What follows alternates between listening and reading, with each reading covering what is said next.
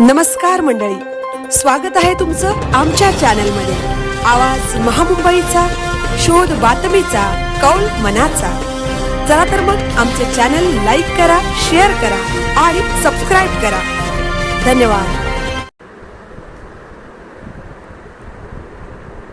मुंबईतील मालाड दिंडोशी परिसरातून रिदम पांचाळ उर्फ मॉन्टी पांचाळ या भोंदूबाबाला पोलिसांनी अटक केली आहे। या प्रकरणातील महत्त्वाचे मुद्दे खालीलप्रमाणे आहेत। अघोरी प्रकार। हा भोंदूबाबा उपचाराच्या नावाखाली अघोरी पूजा, जादूटोणा आणि जादूटोणा विरोधी कायद्याचे उल्लंघन करत असल्याचा आरोप आहे। तो लोकांकडून बकऱ्याचे काळीज, दारू आणि स्मशानातील वस्तूंची मागणी करायचा। दावा आठवड्यातून 2 दिवस रविवार आणि गुरुवार आपल्या अंगात देवी येते आणि आपण लोकांच्या शरीरातील भूत उतरवतो असा दावा तो करायचा। पार्श्वभूमी: रिदम पांचाळ हा काही वर्षापूर्वी जिम ट्रेनर म्हणून काम करायचा।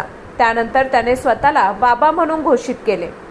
पोलीस कारवाई: स्थानिक रहिवाशांच्या तक्रारीनंतर जवळपास 65 ते 70 लोकांच्या स्वाक्षरीचे पत्र आणि अघोरी कृत्यांच्या व्हिडिओ पुराव्याच्या आधारे दिंडोशी पोलिसांनी त्याला ताब्यात घेतले आहे। आवाज महामुंबईचा चॅनलसाठी मिलिंद खारपाटील, मालाड, मुंबई।